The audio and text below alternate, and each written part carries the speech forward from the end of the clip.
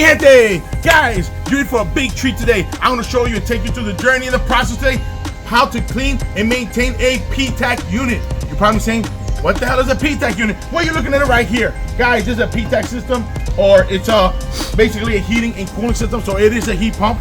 Guys, you want to make sure it's ready for the summer. You want to do a thorough cleaning. So I want to show you in the videos today and what it takes. So stay tuned, baby. You're in for a treat. Wepa!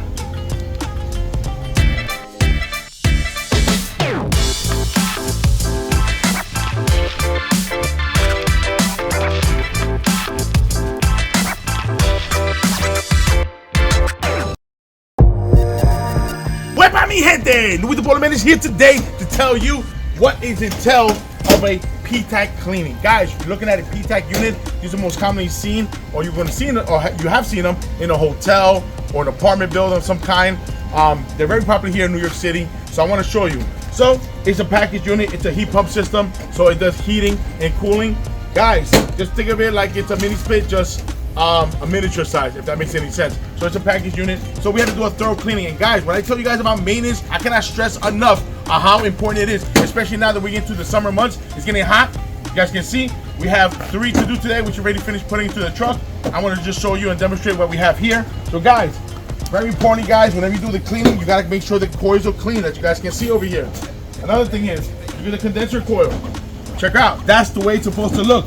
It's supposed to look like a baby's ass. That's right, guys. And look how clean it is inside the pan. Why do I say that? Because these things get clogged. I'm gonna show you something. Over here, this is actually the drain pan. This is what the coil sits on. The evaporated coil sits right on this foam, and it drains in the back. So guys, it's very important to have that clean. Why? Because when it's a hot, humid day and it's condensing, guess what?